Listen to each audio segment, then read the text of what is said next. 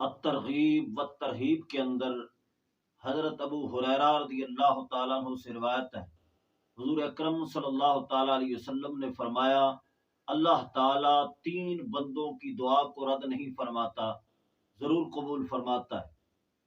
فرمایا ثلاثۃ لا ترد دعوتهم القائم حتى يفطر والامام العادل ودعوة المظلوم يرفعها الله فوق الغمام وتفتح لها ابواب السماء فيقول الرب وعزتي لانصرنك ولو بعد حين۔ حضور اکرم صلی اللہ تعالی علیہ وسلم نے فرمایا، اللہ تعالیٰ 3 بندوں کی دعا کو رد نہیں فرماتا۔ پہلا، الصائم حتى يفطر، افطاری کے وقت روزے دار کی دعا کو اللہ تعالیٰ ضرور قبول فرماتا ہے۔ والامام العادل، اور عادل بادشاہ کی دعا کو اللہ تعالیٰ ضرور قبول فرماتا ہے۔ عادل بادشاہ جب اللہ تعالیٰ کے سامنے اپنے ہاتھ پھیلاتا ہے، اللہ تعالیٰ اس کے ہاتھ کو کبھی بھی خالی واپس نہیں لوٹاتا۔ لیکن عادل بادشاہ وہ نہیں ہوتا جو اعلان کرے کہ اس سال رمضان المبارک میں فری آٹا تقسیم کیا جائے گا، قوم ٹرکوں کے پیچھے ذلیل ہو، ہزاروں کی تعداد میں جائیں اور وہ شناختی کارڈ دیکھ کر کہیں جی نہیں جی تمہارا آٹا نہیں نکلا، اور ویڈیو بنا کر ٹرک واپس چلا جائے۔ عادل وہ بادشاہ ہوتا ہے کہ مستحق کے گھر میں اپنے کندھے پر لاد کر گھر میں راشن پہنچائے۔ عمر فاروق کی طرح ایسا عادل بادشاہ جب اللہ تعالیٰ کے سامنے اپنا ہاتھ پھیلاتا ہے، اللہ تعالیٰ اس کے ہاتھ کو کبھی بھی واپس نہیں لوٹاتا۔ ودعوت المظلوم، اور فرمایا مظلوم کی دعا کو اللہ تعالیٰ قبول فرماتا ہے۔ یرفعها اللہ فوق الغمام، اللہ تعالیٰ ان تینوں کی دعاؤں کو بادلوں سے اوپر اٹھا لیتا ہے۔ وتفتح لها ابواب السماء، اور آسمان کے دروازے ان کی دعاؤں کے لیے کھول دیے جاتے ہیں۔ ویقول الرب، اور اللہ تعالیٰ فرماتا ہے وعزتی لانصرنک ولو بعد حین، مجھے اپنی عزت اور جلال کی قسم تمہاری ضرور میں مدد کروں گا اگرچہ کچھ دیر کے بعد ہو۔ یہ حدیث مبارکہ آپ نے سماعت فرمائی، جس کے اندر یہ بیان کیا گیا کہ افطاری کے وقت روزے دار کی دعا کو اللہ تعالیٰ قبول فرماتا ہے۔ افطاری کے وقت، چاہے افطاری سے پہلے ہو چاہے افطاری کے بعد ہو، کوئی بھی دعا کریں، کسی دکھ کسی مصیبت کے سلسلہ میں دعا کریں، اللہ تعالیٰ اس وقت روزے دار کی دعا کو قبول فرماتا ہے۔ لیکن جو بھی دعا کریں، چاہے روزے سے پہلے کریں چاہے روزے کے بعد کریں، کر سکتے ہیں، لیکن افطاری کی جو دعا ہے، اللہم انی لک صمت وبک آمنت، یہ والی دعا اور اس طرح کی مسنون دعائیں، یہ افطاری سے پہلے نہیں بلکہ افطاری کر لینے کے بعد پڑھنی مسنون ہے۔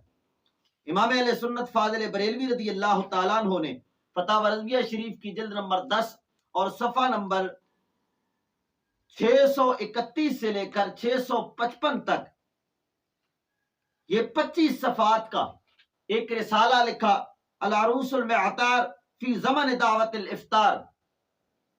اس رسالے کے اندر آپ نے دلائل و براہین کے ساتھ یہ ثابت فرمایا کہ جو مسنون دعائیں ہیں یہ افطار کے بعد ہونی چاہیے۔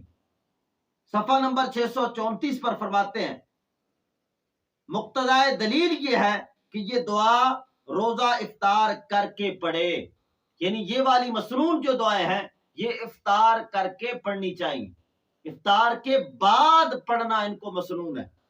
اور خود احادیث مبارکہ کے اندر یہ جو دعائیں آئی ہیں ان کے اندر خود الفاظ بتا رہے ہیں کہ یہ تلاوت بعد میں ہونی چاہیے۔ اللہم انی لک صمت وبک آمنت وعلیک توکلت وعلی رزقک افطرت، اگرچہ بعض الفاظ جو ہے ثابت نہیں ہیں لیکن اسلاف سے یہ الفاظ بھی ملتے ہیں۔ حدیث مبارکہ میں اگرچہ سند صحیح کے ساتھ نہیں آئے لیکن اسلاف سے یہ الفاظ سارے ملتے ہیں، اور حدیث مبارکہ میں جو الفاظ استعمال ہوئے وہ سارے کے سارے ماضی کا صیغہ ہے۔ اللہم انی لک صمت، اے اللہ میں نے تیرے لیے روزہ رکھا، یعنی کیا مطلب، ماضی میں رکھ چکا ہوں۔ وبک آمنت وعلیک توکلت، یہ سارے ماضی کے صیغے ہیں۔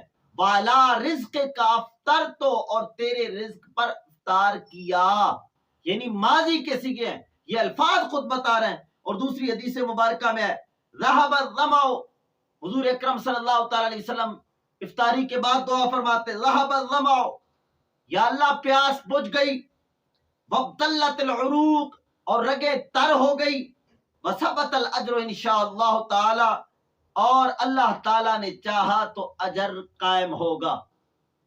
یہ الفاظ بتا رہے ہیں کہ یہ الفاظ حضور اکرم صلی اللہ تعالی علیہ وسلم افطاری کے بعد پڑھا کرتے تھے۔ ذهب الظمأ، پیاس بجھ گئی، لازمی بات ہے کہ افطاری کے بعد ہی پیاس بجھتی ہے۔ وابتلت العروق، رگیں تر ہو گئی، یعنی کھانے پینے کے بعد ہی رگیں تر ہوتی ہیں۔ ثابت ہوا کہ حضور اکرم صلی اللہ تعالی علیہ وسلم یہ الفاظ افطاری کے بعد پڑھا کرتے تھے۔ اور اس حدیث مبارکہ کے اندر ہے اذا افطر قال ذهب الظمأ وابتلت العروق وثبت الاجر انشاءاللہ تعالی۔ یہاں پر اذا افطر یہ شرط ہے، قال ذهب الظمأ الی آخرہ یہ جزا ہے، اور جزا شرط سے مقدم نہیں ہوتی بلکہ جزا شرط پر مرتب ہوتی ہے اور اس سے مؤخر ہوتی ہے۔ ثابت ہوا کہ حضور اکرم صلی اللہ تعالی علیہ وسلم یہ دعا افطاری کے بعد پڑھا کرتے تھے۔ اسی وجہ سے ہمارے ائمہ کرام نے، ملا علی قاری نے اس حدیث مبارکہ کی شرح کرتے ہوئے امام ابن الملک کے حوالے سے لکھا اذا افطر قال اے دا وقال ابن الملک اے قرأ بعد الافطار۔ وہ فرماتے ہیں کہ حضور اکرم صلی اللہ تعالی علیہ وسلم یہ دعا افطار کے بعد پڑھا کرتے تھے۔ اور سنن ابی داود کی شرح عون المعبود کے اندر بھی یہ لکھا ہے کہ اذا افطر اے بعد الافطار، حضور اکرم صلی اللہ تعالی علیہ وسلم جب افطار فرماتے تو یہ دعا پڑھتے۔ اذا افطر، جب افطار فرماتے تو دعا پڑھتے، اے بعد الافطار یعنی افطار کر لینے کے بعد یہ دعا پڑھتے۔ تو لہٰذا افطاری کے وقت دعا قبول ہوتی ہے، جو دعا پڑھے دعا قبول ہوتی ہے۔ باقی دعائیں اول آخر جس وقت بھی کر سکتے ہیں، لیکن خاص جو مسنون دعا افطاری کی، یہ افطار کر کے پڑھنا سنت ہے۔